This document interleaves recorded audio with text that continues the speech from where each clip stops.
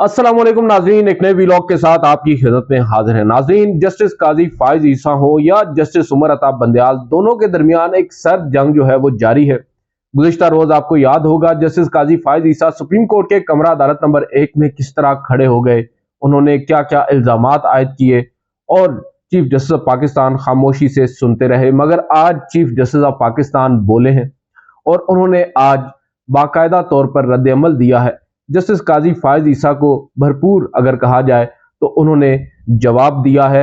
दूसरी जानिब आज जस्टिस काजी फायज ईसा ने एक नोट तहरीर किया है, उसकी जो तफसीलात हैं वो बड़ी दिलचस्प हैं। और ये नोट जो है, ये अगर मैं आपको बताऊं, आज जो उन्होंने नोट लिखा है ये तकरीबन 5 सफ़ात पर मुश्तमिल है।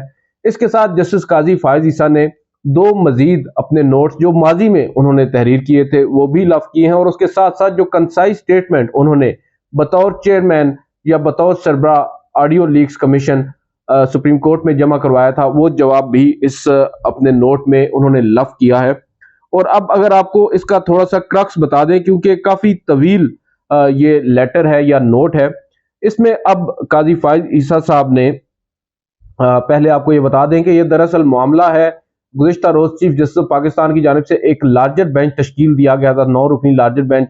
और उस 9 रुकनी लार्जर बेंच पर जस्टिस काजी फायज ईसा को जो शामिल किया गया, उस पर काजी फायज ईसा साहब ने अब न सिर्फ बेंच में शामिल करने पर बल्कि जो नोट जो बेंच की तश्कील है उस पर भी उन्होंने एतराज़ उठाए हैं। उन्होंने जो 9 रुकनी बेंच था उस पर भी एतराज़ात उठाए हैं। अगर आपको मैं कुछ तफसीलात इसकी बता दूं, इस नोट के अंदर वो ये कह रहे हैं कि सुप्रीम कोर्ट में बेंच तश्कील पर सीनियर जजेस से मुशावरत की जाती है। माजी में ऐसा होता रहा है। माजी में जस्टिस गुलजार अहमद, जस्टिस काजी फायज ईसा कह रहे हैं कि वो उस वक्त सीनियर प्यूनी जज मौजूदा चीफ जस्टिस उमर अता बंदयाल के साथ मुशावरत के बाद ही मुकदमात को मुकर्रर करते थे। उन्होंने ये कहा कि जब से मौजूदा चीफ जस्टिस ने ओहदा संभाला है, मनसब संभाला है उमर अता बंदयाल साहब ने, उन्होंने इस रिवायत को तर्क कर दिया है। चीफ जस्टिस साहब ने अपने दौर में एक मरतबा भी फुल कोर्ट मीटिंग नहीं बुलाई। दीगर जजेस जो उनकी हैसियत है दीगर जजेस की, उसका अंदाजा आप इस बात से बखूबी लगा सकते हैं। यहाँ पर वो नोट में कह रहे हैं कि चीफ जस्टिस ने अपने साथियों को बिला वजह एक कश्मकश में उलझा दिया है। और वो हवाला दे रहे हैं इस 9 रुकनी बेंच का। और फिर वो ये कह रहे हैं कि अदालत उज़्मा के सरबराह को ऐसा नहीं करना चाहिए था। जब से मेरी सुप्रीम कोर्ट में तैनाती हुई है और तब से आज तक मैं किसी भी मुकदमे की समाअत से मैंने गुरेज नहीं किया। मैंने कभी काम के लिए किसी रजिस्ट्री में जाने की दरख्वास्त भी रजिस्ट्रार ऑफिस से नहीं की। मैं कभी दफ्तर का किसी नोयत के मुकदमे को, उन्होंने कहा कि मैंने कभी भी जो रजिस्ट्रार का ऑफिस है उसको किसी भी नोयत के मुकदमे को समाअत करने के हवाले से मैंने कोई अहकामात जारी नहीं किए। हमेशा मेरी कोशिश रही कि मुकदमे के फ्रीकैन को एक नज़र से देखूं, हर फैसला आइन और कानून के मुताबिक करूं। मैं यहाँ पर वाज़ेह करना चाहता हूं कि फौजी अदालतों के मुकदमे की समाअत से दस्तबरदार नहीं हो रहा। ये बात उन्होंने गुज़िश्ता रोज कमरा अदालत में भी कही थी कि मैं रिक्यूज नहीं कर रहा, मगर मैं इस मुकदमे में नहीं बैठ सकता। उन्होंने कहा कि 14 अप्रैल 2023 से मैं किसी भी अदालत में नहीं बैठा। Supreme court practice and procedure act को जब से अदालत ने मुअत्तल किया है, अदालत में मैं नहीं बैठा। अब इस मुकदमे की समाअत करूं तो अपने ही मौकफ की, जो कि मेरी नज़र में आइन और कानून के मुताबिक है, मैं नफी करूंगा। उन्होंने ये कहा कि चीफ जस्टिस ने मेरे इस मौकफ की आज तक तरदीद तक नहीं की। चीफ जस्टिस ने तरदीद तो दूर की बात, मुझे जवाब तक देना गवारा नहीं किया। और ये बात जस्टिस काजी फायज ईसा कह रहे हैं। उसके बाद वो ये कह रहे हैं कि चीफ जस्टिस उमर अता बंदयाल साहब ने जो मीटिंग का मैं बल्कि आपको पहले बता चुका हूं, यहां पर वो मजीद कह रहे हैं कि सीनियर तरीन जज की हैसियत से सिमत को दुरुस्त रखना मेरा फरीजा है। अदालत उज़्मा जैसा आईनी इदारा फर्द वाहिद की मर्जी से नहीं चल सकता। और फिर उन्होंने ये कहा कि supreme court practice and procedure act का इतलाक चीफ जस्टिस और 2 सीनियर तरीन जजेस पर होता है। जस्टिस तारिक मसूद ने भी शुरू में किसी बेंच में बैठने से किनारा कशी इख्तियार की और मैं उनके इस मौकफ का एहतराम करता हूं, इस तरह वो मेरे मौकफ का एहतराम भी करते हैं। यहाँ पर उन्होंने फिर एक मरतबा गुलदस्ते की बात की। उन्होंने कहा कि जजेस का गुलदस्ता फिजा मुअत्तर रखेगा, जब किसी को शक न हो मखसूस फैसला के लिए खसूसी बेंच तश्कील दिया गया। उन्होंने कहा कि अब खैर काफी तवील यहाँ पर ये उनका खत है या उनका नोट है, जो भी इसको कहें।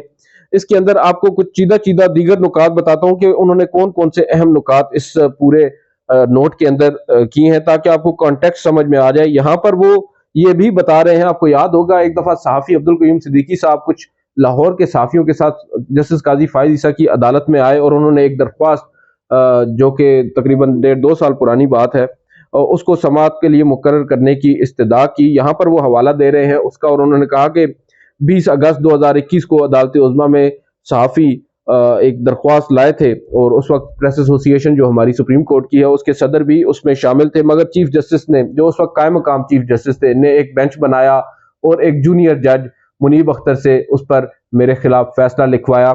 बज़ाहिर जो आज का ये नोट है जस्टिस काजी फायज ईसा साहब का, ये बेसिकली गिले शिकवे ही हो रहे हैं और वो फ्रस्ट्रेशन जो उनके दिल में एक दबी पड़ी है एक तवील अरसे से, वो उन्होंने अपनी भड़ास आप कह सकते हैं कि निकाली है। मगर मैं यहाँ पर आपसे इस खत के ऊपर और इस खत से जुड़े कुछ मजीद डॉक्यूमेंट्स पर भी बात करूंगा, मगर अलग वीडियो करूंगा, उस पर आपको मजीद कॉन्टेक्स्ट समझ में आएगा। इस वीडियो में मैं पर्टिकुलरली आपको कुछ चीजें आपके साथ शेयर करना चाहता हूँ गुज़िश्ता रोज कमरा अदालत के अंदर, क्योंकि आज जो बातें यहाँ पर इस नोट में कही गई हैं तकरीबन यही बातें जस्टिस काजी फायज ईसा गुज़िश्ता रोज कमरा अदालत में कर चुके हैं, ताहम आज उसमें कुछ एडिशन जरूर हैं।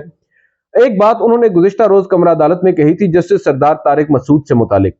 उसमें उन्होंने कहा कि हम दोनों ने आपस में मुशावरत की, supreme court practice and procedure act जब बन चुका उसके बाद, कि क्या अब हमें मुकदमात की समाअत करना चाहिए या नहीं करनी चाहिए। मैं आपको यहाँ पर बुनियादी तौर पर तजाद बताऊंगा जस्टिस काजी फायज ईसा के कॉल और फेल में।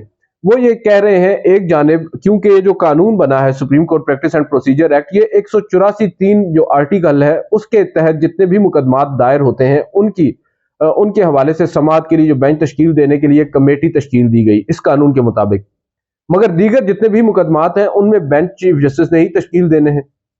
अब यहाँ पर चीफ काजी फायज ईसा साहब पहले तो ये जवाब बता रहे हैं अपने बेंच में अदम मौजूदगी का कि ये कानून अब काबिल अमल है और मुझसे मुशावरत नहीं की जा रही। चले रूटीन के मुकदमात तो आप सुन सकते हैं, वो आप क्यों नहीं सुन रहे।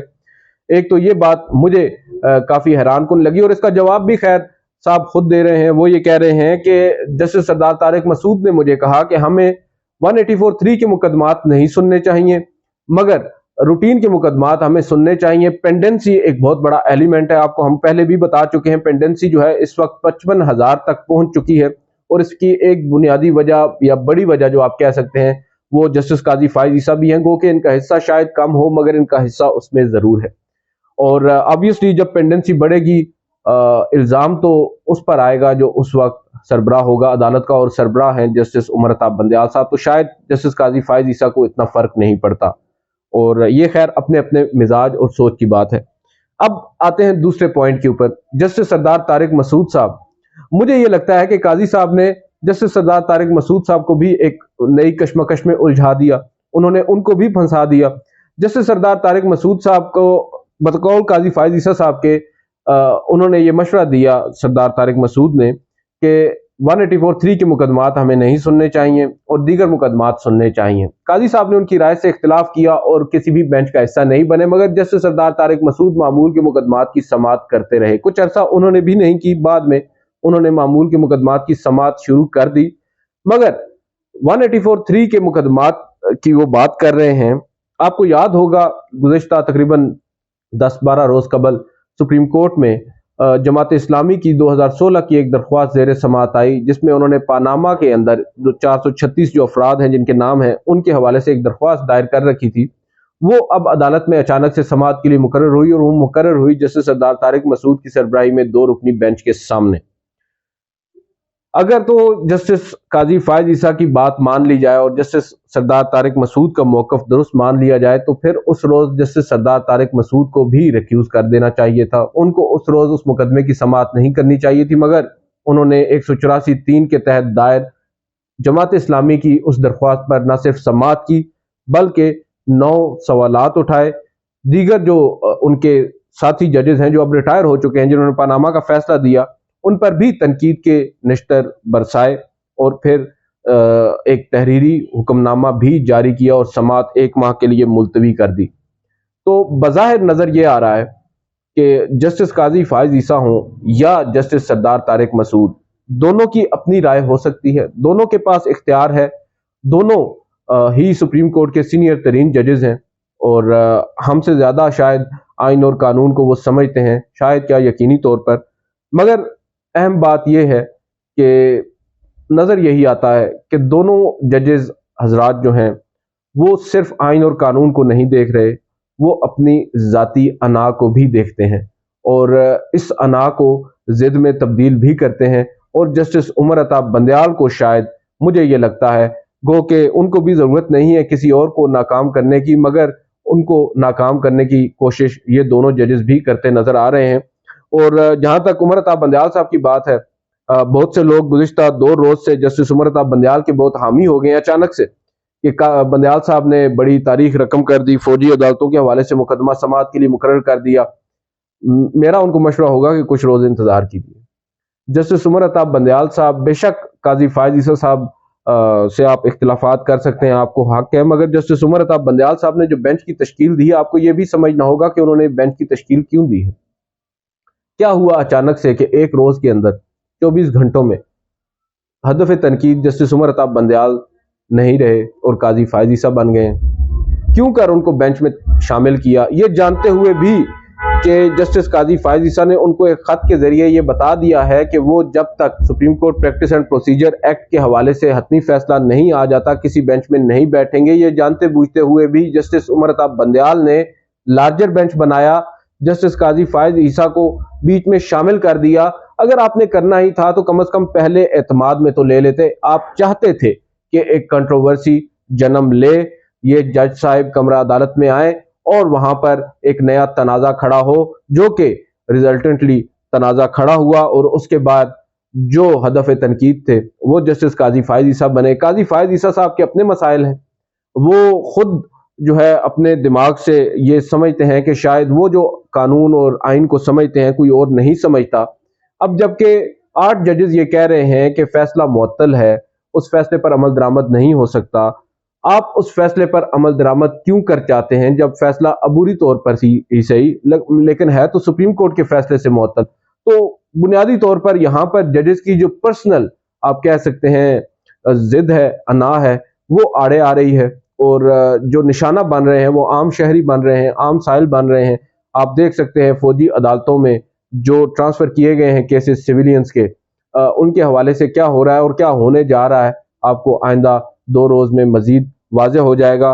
मगर हमें खुशफहमियां नहीं पालनी चाहिए, चाहे जस्टिस काजी फायज ईसा हों या जस्टिस उमर अता बंदयाल हों, हमें भी देखना होगा और अपनी अकल का इस्तेमाल करना होगा कि ये जज साहब कहीं अपने इनके कोई मोटिव्स तो नहीं और हम शायद उनकी बातों में आ जाते हैं। आज की इस वीडियो में इतना ही, आपसे अगली वीडियो मुलाकात करेंगे। इजाज़त दीजिए, अल्लाह हाफिज़।